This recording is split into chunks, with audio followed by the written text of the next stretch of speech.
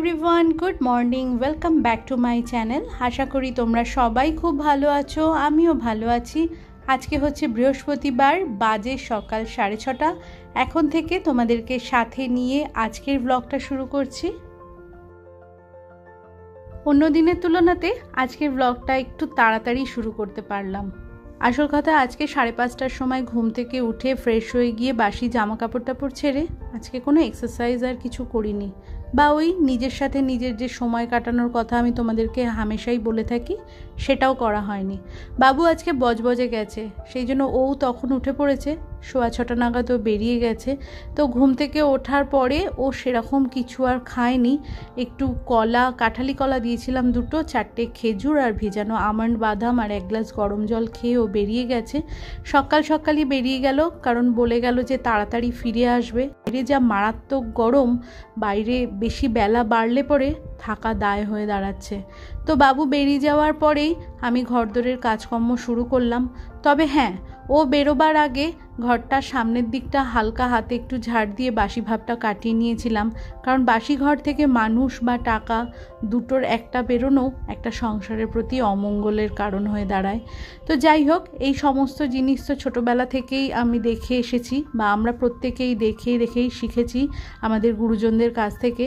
তো সেই অনুযায়ী ও বেরোবার আগে ঘরের সামনের দিকটা একটু হালকাভাবে ঝাড় দিয়ে নিয়েছিলাম। ভালো করে তো পরিষ্কার করা হয়নি, আর এই মুহূর্তে ও বেরিয়ে যাওয়ার পরে আমি ভালো করে ঘরদোরগুলো বিছানাপত্র তুলে নিয়ে, যেটুকুনি যা ঘরে ডাস্টিংয়ের কাজ ছিল সবটা করে নিয়ে ঘরদোরগুলো সমস্ত কিছু ঝাড় দিয়ে পরিষ্কার করে নিচ্ছি। আজকে বিছানা চাদরটা বদলে ফেললাম, আর তারপরে ওয়াশিং মেশিনটা যেটুকুনি যা জামা কাপড় ছিল সব দিয়ে চালিয়েও দিলাম। সকাল যদি কাচাকাচিটা করে নেওয়া যায় তাহলে বেলাবেলিতে শুকিয়ে যায়। আর ছাদের ওই জায়গাটাতে আমি যেখানে মেলি ওখান দিয়ে তো খুব বেশি মাত্রায় যাতায়াত করি, আর বড় বড় চাদর ওরকমভাবে ঝুলতে থাকলে হাঁটাচলা করতে গায়ে মাথায় লাগে, ভীষণ অস্বস্তিকর লাগে ব্যাপারটা। আমি ঘরদোরগুলো ঝাড় দিয়ে ভালো করে পরিষ্কার করছি। মামামও ওইদিকে ঘুম থেকে উঠে গেছে, আর ছাদটা ঝাড় দিয়ে যেটুকুনি যা ধুলো আমি তুলি সেটা তুলে ফেলে দিই, আর বাকি যা অল্প ধুলো থাকে সেটা ওই নালির ওখানে জল দিয়ে নামিয়ে দিই। তো এইখানে দেখো কাছাকাছি তো চলছে, আর গতকালের যে সমস্ত জামা কাপড়গুলো রয়েছে সেইগুলোকে এবারে তুলে নিয়ে ভালো করে ভাঁজ করে আলনাতে গুছিয়ে তুলে ছাদটাকে আগে পরিষ্কার করে নেব। এইগুলো প্রত্যেক দিনই সকালবেলাতে করে থাকি রান্নাঘরের কাজকর্ম শুরু করার আগে। ঘুম থেকে ওঠার পরে একটার পর একটা কাজ নিয়মমাফিক করতে করতে দিনের শেষে এসে যখন দেখি আমার ঘরদোর একদম সুন্দরভাবে গোছানো রয়েছে, মনটা কিন্তু অনেকটা শান্তি পায়। আর যে জায়গাটাতে আমি 24 ঘন্টা থাকছি সেই জায়গাটা পরিষ্কার পরিচ্ছন্ন থাকলে সেখানে থাকার যে শান্তি সেটা তো বলাই বাহুল্য। বিছানাপত্র তুলে ঘর বারান্দা সমস্ত কিছু ঝাড় দিয়ে ছাদটা গুছিয়ে আলনাতে জামা কাপড় যা ছিল সমস্ত কিছু গুছিয়ে টুছিয়ে রেখে দিয়ে হালকা হাতে রান্নাঘরটা একটুখানি মুছে নিলাম, দিয়ে নিজের জন্য 1 গ্লাস গরম জল করে নিয়ে খেলাম, আর ওই আমন্ড বাদাম খেলাম। তারপরে ফ্রিজ থেকে দুধের প্যাকেটটা বার করেই রেখেছিলাম, দুধটা জালে বসিয়ে দিলাম, আর দুধ জাল হয়ে গেল, এবারে ভাতটাও চাপিয়ে দিলাম। আমন্ড বাদাম আর কাজুটা শেষ হয়ে গেছিলো, কন্টেনারে ভরে এগুলো ফ্রিজে তুলে নেব। আমি শুনেছি ড্রাই ফ্রুটস যদি এরকমভাবে কন্টেনারে ভরে ফ্রিজে রাখা যায় তাহলে কিন্তু দীর্ঘদিন ভালো থাকে, আর বাইরে রাখলে দেখবে একটা পোকা ধরে যায়, বা কাজুতে কিন্তু একটা তেল কাটা গন্ধ হয়ে যায়, যেটা ফ্রিজে রাখলে পরে কিচ্ছু হয় না।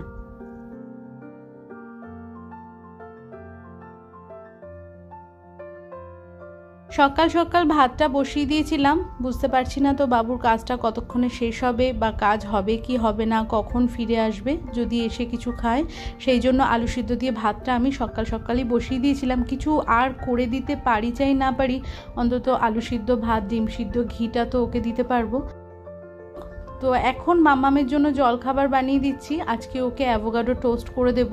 তো এটা কিন্তু ভীষণ মাত্রায় একটা হেলদি ব্রেকফাস্ট, তো রেসিপিটা অবশ্যই তোমাদের সাথে শেয়ার করব। ছুরি দিয়ে অ্যাভোকাডোটা কেটে নেওয়ার পরে তো ভিতর থেকে সিডটাকে বের করে নিচ্ছি, আর চামচ দিয়ে অ্যাভোকাডোর মধ্যে থেকে কুড়িয়ে নিয়ে সবটা নিয়ে আমি বাটির মধ্যে দিলাম। কিচ্ছু লাগে না, কোনো রকম ঝামেলা নেই, ঝটপট তৈরি হয়ে যায়, আর ভীষণ মাত্রাতে স্বাস্থ্যকর। তো অ্যাভোকাডোটা কুড়িয়ে আমি বাটির মধ্যে নিয়ে নিচ্ছি। এর মধ্যে দিয়ে দেবো স্বাদ মতো লবণ, পাতিলেবুর রস আর একটু বেশি মাত্রাতে পেঁয়াজ কুচি। ব্যাস ভালো করে জিনিসটা মেখে নেব।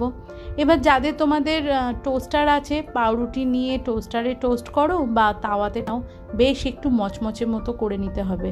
মচমচে হয়ে গেলেই তার মধ্যে এই অ্যাভোকাডো যে স্প্রেডটা বানিয়েছি সেটা ভালো করে লাগিয়ে দিয়ে দাও। ভীষণ কিন্তু ভালো লাগে খেতে। স্বাদের থেকেও সবথেকে বড় কথা হচ্ছে ভীষণ মাত্রায় উপকারী। প্রচুর পরিমাণে ফাইবার আছে, প্রচুর পরিমাণে হেলদি ফ্যাট রয়েছে আর অনেক ভিটামিনস আছে এই অ্যাভোকাডোর মধ্যে। তো সকালবেলায় মামামকে আমি 2 পিস ব্রেড, একটা কলা, ডিম সিদ্ধ দিয়ে ওকে জলখাবারটা দিলাম। আর এখন বাজে সকাল 11টা মতো। বাবু এসেছে, সবজি বাজার নিয়ে এসেছে, এখানে প্যাকেট করেই রাখা রয়েছে। তো এখানে আমি স্যালাড কেটে নিয়েছি। আজকে পেঁয়াজ, শসা, গাজর, টমেটো স্যালাডে নিয়েছি।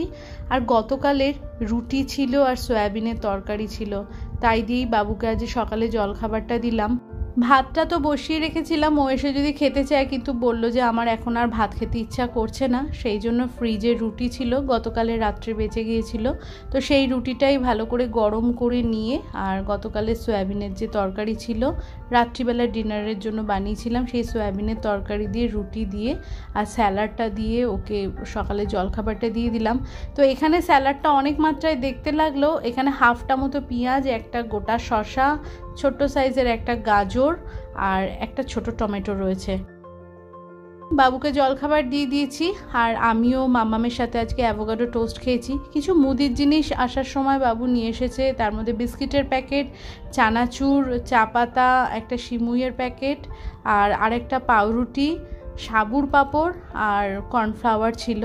আর সবজি বাজারের মধ্যে এই তো সবজি সমস্ত কিছু প্যাকেটে করে নিয়ে এসছে। তার মধ্যে দেখছি একটা প্যাকেট ফেটেও গেছে, জানি না রাস্তায় কিছু পড়ে গেছে নাকি। এখন 11:15 মতো বাজে, বেশ বেলা হয়ে গেছে। সকালবেলা জলখাবার খাওয়াটা তো কমপ্লিট হয়ে গেছে। মামামের টিফিনটাও বানিয়ে দিয়েছি, দিয়ে কাউন্টার টপ, গ্যাসের ওভেন সবটা ভালো মতো পরিষ্কার করে নিয়ে এবারে সবজি বাজারটা ঢাললাম। আর তার আগে মুদির বাজারটা যেটা এনেছিল সেটাকেও তুলে দিয়েছি। তো এইখানে সব রকমেরই সবজি নিয়ে এসছে, পাতিলেবু, শসা, পটল, উচ্ছে, ভেন্ডি, ক্যাপসিকাম, মিষ্টি কুমড়ো, বাঁধাকপি, চাল কুমড়ো, ফুলকপি, কলমি শাক আর ধনেপাতা। ব্যাস যত রকম পেরেছে সব রকমই সবজি নিয়ে এসছে কম কম করে। তো যাই হোক, এখন এই সবজিগুলোকে সমস্ত ভালো করে ধুয়ে তুলে নিচ্ছি। অবশ্য আমাদের শ্যামনগর বাজারে অনেকটা বেলাতে গেলেও অনেক রকমের সবজি পাওয়া যায়, যেটা আমাদের এখানকার যে লোকাল বাজার আছে সেখানে একটু বেলা হয়ে গেলে সেখানে আর পাওয়া যায় না। তো যাই হোক, স্টেশন থেকে আসার পথে ওই বাজার থেকে সবজি বেশ খানিকটা নিয়ে চলে এসেছে। তো এখন আমি সবজিগুলোকে ভালো করে ধুয়ে তুলে নিচ্ছি। আর মামাম এই মুহূর্তে স্নান করে ও রেডি হচ্ছে। ও আজকে কলেজ যাবে, একটু দেরি করেই যাবে, বললো 12:15 কি 12:10 নাগাদ বেরোবে। তো সেই ফাঁকে আমি রান্নাঘরের কাজকর্মগুলো সব কিছু গুছিয়ে নিচ্ছি। ও বেরোলে পরেই আজকে রান্নাবান্না করব। তোমরা যে সকল আমার নতুন বন্ধু আছো আর এই মুহূর্তে আমার এই ব্লগটি দেখছো, আমার এই ব্লগের কোথাও যদি তোমাদের কোনো কিছু ভালো লেগে থাকে তাহলে চ্যানেলটি সাবস্ক্রাইব করে তোমরা আমার পাশে থাকতে পারো। আর তোমরা যারা অলরেডি এই কাজটি করে ফেলেছো তোমাদের সকলকে জানাই অসংখ্য ধন্যবাদ। সকালে তো 8:30-9 নাগাদ 2 পিস পাউরুটি, একটা ডিম সিদ্ধ, কলা খেয়েছিল জলখাবারে। তো এখন স্নান করে 2টো ওটস বিস্কিট মুখে দিয়েও বেরিয়ে যাচ্ছে। তো বললো এখন আর খিদে নেই, আর কলেজে পৌঁছাবার পরেই তো 1:30-2 নাগাদ তো টিফিন হবে। টিফিন নিয়ে দিয়ে দিয়েছি ওকে 2 পিস পাউরুটি, মানে 2 পিস ওই অ্যাভোকাডো টোস্ট করে দিয়েছি। তো সেটা গিয়েই বলছে খেয়ে নেব। মামাম বেরিয়ে যাওয়ার পরেই দুপুরে রান্নাবান্নার কাজে হাত দিলাম। মামামকে বাবু স্টেশনে ছেড়ে দিয়ে ও বাইরে রয়েছে, আর আমি সবজি বাজার সমস্ত কিছু ধুয়ে ওখানে রোদে শুকোতে দিয়ে কাউন্টার টপটা ভালো করে একবার হালকা হাতে মুছে পরিষ্কার করে নিয়ে দুপুরে রান্নাবান্না শুরু করলাম। আজকে দুপুরে রান্নাবান্না বলতে সেরকম কিছুই নেই, ভাত তো সকালেই হয়ে গিয়েছে। আর কাজের ফাঁকে ফ্রিজ থেকে চিকেনটা বের করে তার বরফ ছাড়িয়ে সেটাকে ম্যারিনেট করে রেখেছিলাম, চিলি চিকেন বানাবো। তো চিকেন যত বেশিক্ষণ ম্যারিনেট করা থাকে তত বেশি জুসি অ্যান্ড সফট হয়, খেতে ভীষণ সুস্বাদু লাগে। এই মুহূর্তে রান্নাবান্না সব কমপ্লিট হয়ে গেছে। গ্যাসের ওভেন, কাউন্টারটপ পরিষ্কার করে নিলাম। রান্নার পরে বা সকালবেলাতে জলখাবার খাওয়ার পরে যা বাসনপত্র ছিল সবটা ডিশওয়াশারে ভরে দিয়ে রান্নাঘরের কাজটা কমপ্লিট করে নিলাম। আজকে সকাল সকাল ওয়াশিং মেশিনটা চালিয়েছিলাম, কারণ তাড়াতাড়ি কাচাকাচিটা হয়ে গেলে পরে ছাদে মেলে দিলে সেইগুলো জামাকাপড়গুলো তাড়াতাড়ি শুকিয়ে যায়।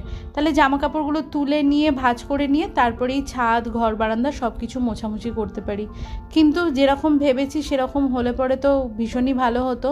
পাওয়ার অফ হয়ে গিয়েছিল, যার জন্য ওয়াশিং মেশিনটা বন্ধ হয়ে পড়েছিল। তো কিছুক্ষণ হলো কাছাকাছিটা কমপ্লিট হয়েছে, তাই ভাবলাম আজকে ঘর বারান্দাটা সবটা ভালো করে মুছে পরিষ্কার করে নিয়ে তারপরেই কাঁচা জামাকাপড়গুলো মেলবো। কারণ জামাকাপড় যদি আগে এরকমভাবে মেলে দিই, তারপরে ঘর বারান্দা মুছতে গেলে ওই গায়ে মাথায় লাগে, তখন ওটা অসুবিধা হয়। সেই জন্য ঘর বারান্দা ভালো করে মুছে নিলাম। এই জামাকাপড় মেলে দিয়ে এবারে চলে যাব স্নান করতে। আর বাইরের যা রোদের তাপ, ছাদে কাজ করতে করতে এত গরম লাগছে, আমি চারিদিককার পর্দাগুলোকে সমস্ত ফেলে দিলাম। এই তীব্র গরমে আমাদের ঘরের মানুষেরা যখন এই বাইরে কাজ করে বা ছেলেমেয়েরা স্কুল কলেজে যায়, বাড়িতে ফিরে এসে ওদের যেন হাঁসফাঁস করা অবস্থা হয়। সেই কারণে গরমকালে প্রত্যেকটা দিন ওদেরকে আমি গুড়ের জল বা বাতাসা ভিজানো জল বাড়িতে আসার পরে দিয়ে থাকি। মায়ের কাছে শুনেছি এই জল কিন্তু পেট ঠান্ডা করে, গরমকালে খাওয়াটা কিন্তু ভীষণই উপকার। শীতকালটাতে আমার এই ছাদটা যেমন আরামদায়ক, গরমকালে কিন্তু ঠিক তার উল্টোটা, তেমনই কষ্টদায়ক। ছাদ দিয়ে হাঁটা চলা বলো আর এখানে কাজ করা বলো, থাকাটা যেন একটা দম বন্ধকর পরিবেশ হয়ে যায়। ভীষণই একটা তাপ নামে ওপর থেকে। টিনের শেড তো, আর টিনের নিচের গরমটা তো একটুখানি বেশি হবে, সেটা আর কি বলবো। তো যাই হোক, জামা কাপড় সবটা মেলে দিয়ে এবারে চলে যাব আমি স্নান করতে। তো বন্ধুরা, আজকের এই ব্লগটা আমি তাহলে এখানেই শেষ করছি। তোমরা ভালো থেকো, সুস্থ থেকো। দেখা হচ্ছে তোমাদের সাথে নেক্সট ব্লগে। ততক্ষণের জন্য টাটা।